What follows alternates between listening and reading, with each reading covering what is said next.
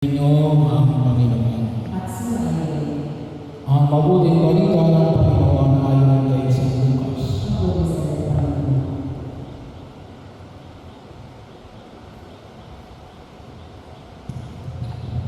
Noong panahon sinabi ni Jesus sa kanyang malagad ang pagpaparito ng mga tao ay matutulad sa kapanahonan ni Noe.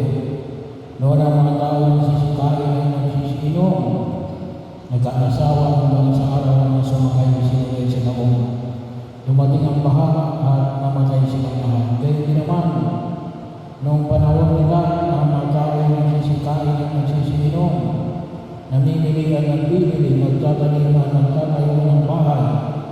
Ngunit ng araw na umalis sila sa Sodoma, umulan ng apoy at asupre at natupok sila lahat.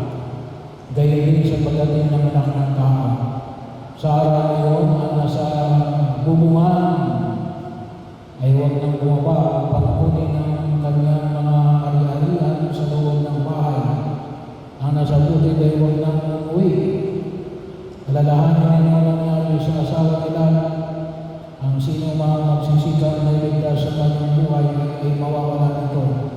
Ngunit ang sino mga mawawala ng kanyang buhay ay siyang makapagbiligtas ito. Sinabi ko sa inyo, may dalawang lalaking matutulog sa isang higaan sa gabi iyon. Kukunin ang isa at iiwan ang isa. May dalawang babae na magkakasamang bumigilid. Kukunin ang isa at iiwan ang isa. May dalawang lalaking gumagawa sa bukid. Kukunin ang isa at iiwan ang isa. Saan po, Panginoon? Tanong ng kanyang mga lagat. Sumagot siya. Kung saan naroon ang bangkay, doon naman nagkakatipon ang mga buhay. Ang mabuting balita